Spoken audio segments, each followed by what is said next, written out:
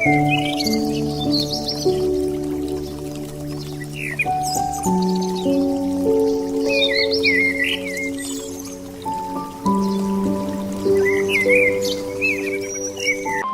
আলাইকুম, সবাইকে ওয়েলকাম করছি আর একটি নতুন ব্লগ দেখার জন্য।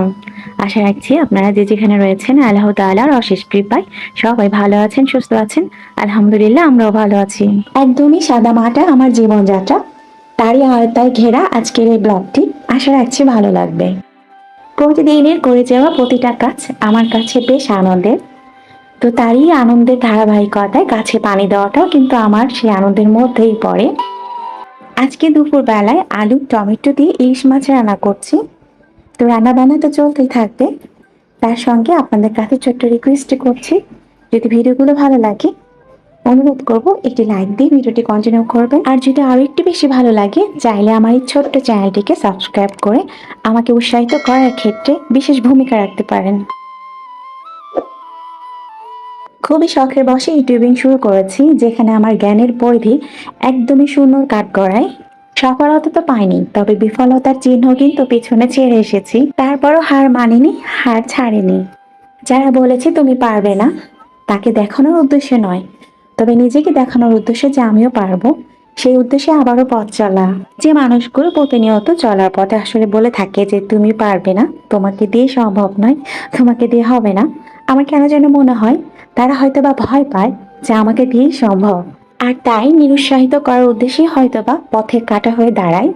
তবে সে কাঁটাকে অতিক্রম করে সামনে তো এগোতে হবে। ইউটিউবিং সম্পর্কে তো কোনো জ্ঞান নেই, তারপরও আসলে শখের বশে ব্লগিং জগতে নাম লিখিয়েছি। যেখানে নামটা হয়তোবা একদমই শেষে পড়ে রয়েছে, তাতে কি হয়েছে, নাম তো লিখেছি।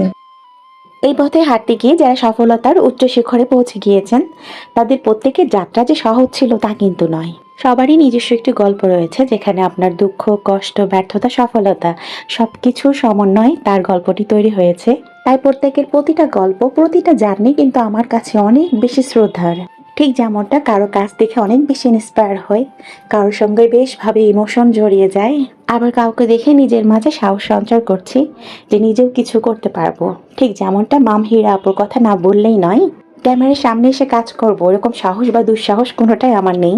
ক্যামেরার সামনে না এসে নিজেকে প্রেজেন্ট সাংসারিক ঘরের কাজকর্ম দিয়েও যে করা যায়, এমনটা ধারণা কিন্তু আমার মাম হীরা আপুর ভিডিওগুলো দেখে নিজের মাঝে ধারণ হয়েছে। তার ধারণা সঙ্গে আমার চেষ্টা সবকিছু মিলেই কিন্তু এই যে ছোট্ট চ্যানেলটিতে কাজ করছি।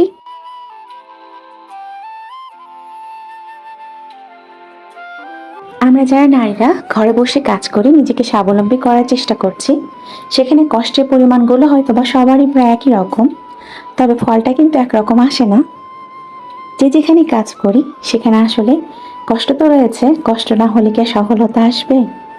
তবে আমার কপালে যেটা রয়েছে ততটুকু আমি পাবো, কারণ কারো ভাগ্য আমার সঙ্গে জুড়বে না, আর সেই বিশ্বাসই কিন্তু কাজটা করে যাচ্ছি।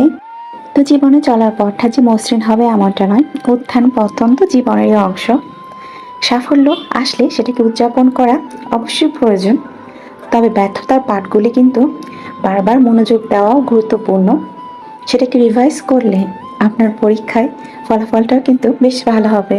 দেখুন, বারবার হয়তোবা ব্যর্থতার সিঁড়িতে উঠতে গিয়ে পড়ে যাব, সেটা একবার হোক অথবা 7 বার, তবে 8বারের বার আমার চেষ্টায় যদি আমি উঠে দাঁড়াতে পারি, সেটাই আমার হবে সব থেকে বড় সফলতা। কারণ যারা ব্যর্থ হওয়ার পরও আবারও সাহস যোগায় যে সে সফল হবে, শুধুমাত্র তারাই কিন্তু জীবনে সফলতা অর্জন করতে পারে। তো যাই হোক, অনেক কথা বলেছি, এদিক থেকে রান্না বান্নাও কমপ্লিট করে নিয়েছি।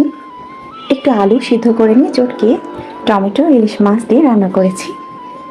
আজকের মতো ভিডিওটি এখানে শেষ করছি। সবাই ভালো থাকবেন, সুস্থ থাকবেন। আল্লাহ হাফেজ, আসসালামু আলাইকুম।